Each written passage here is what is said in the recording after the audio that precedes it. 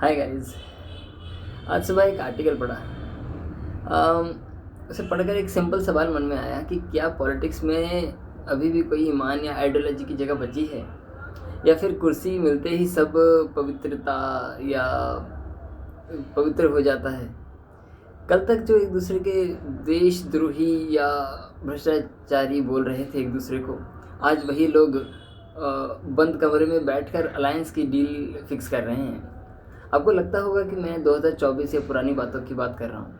नहीं बॉस, ये 2026 है और महाराष्ट्र के म्यूनिसिपल पोल्स जो होने वाले हैं, जो हुआ है, वो देखकर आपका सर चकराएगा। अभी हाल ही में महाराष्ट्र के लोकल बॉडी इलेक्शंस के रिज़ल्ट आए, पर असली तमाशा रिज़ल्ट के बाद शुरू हुआ।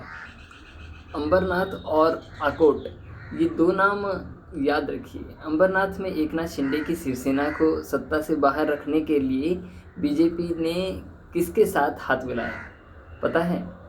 आर्च राइवल कांग्रेस और अजीत पवार की एनसीपी के साथ। और अकोट में, वहाँ तो और भी बड़ा चमत्कार हुआ। बीजेपी और एआईएमआईएम एक हो गए। वही एआईएमआईएम जिसे बीजेपी हमेशा टारगेट करती है, और वही बीजेपी जिसे ओवैसी साहब पोलराइजिंग कहते हैं। कुर्सी के लिए ये सारी दुश्मनी, सारा विद्रोह, सारा कुछ एक पल में गायब हो जाता है।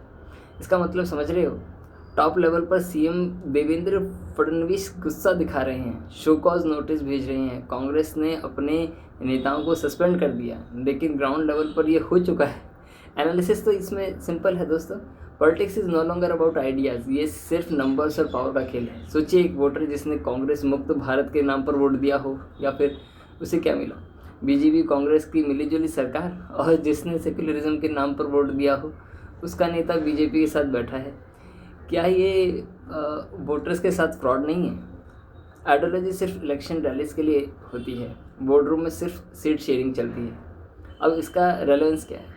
ये सिर्फ महाराष्ट्र की कहानी नहीं है, पूरा देश यू टर्न पॉलिटिक्स का गवाह बन गया है। चाहे वो बिहार हो, या नेशनल लेवल पर नीतीश कुमार स्टाइल की शिफ्टिंग लॉयल्टी, इंटरनेशनल लेवल पर भी देखें तो अपॉर्चुनिस्टिक कोलिशंस बढ़ रहे हैं। लेकिन इंडिया में ये ट्रेंड एथिकल क्राइसिस बन चुका है।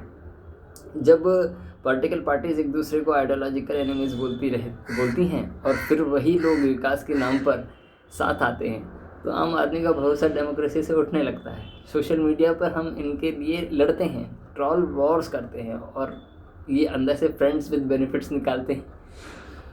अब ये हमारे लिए मैटर क्यों करता है दोस्तों? ये हमारे लिए क्यों इम्पॉर्टेंट है, ये जानना ज़रूरी है। क्योंकि हम जेनजी और मिलेनियल्स जो लोग हैं, वो चेंज चाहते हैं। अगर पार्टी ए और पार्टी बी में कोई फ़र्क ही नहीं बचा, तो चॉइस कहाँ है?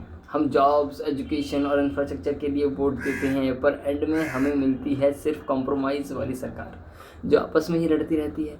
यूथ को ये सवाल पूछना चाहिए, और पूछना पड़ेगा भी, कि क्या हमारा वोट सिर्फ एक नेगोशिएशन टूल बनकर रह गया है?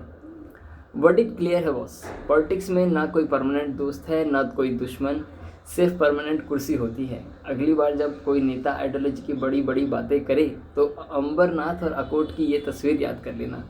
आपको क्या लगता है, क्या लोकल लेवल पर दुश्मनी भुलाकर साथ आना सही है, या ये पूरा धोखा ही है? कमेंट करके बताइए, और till then see you in the next video. Bye.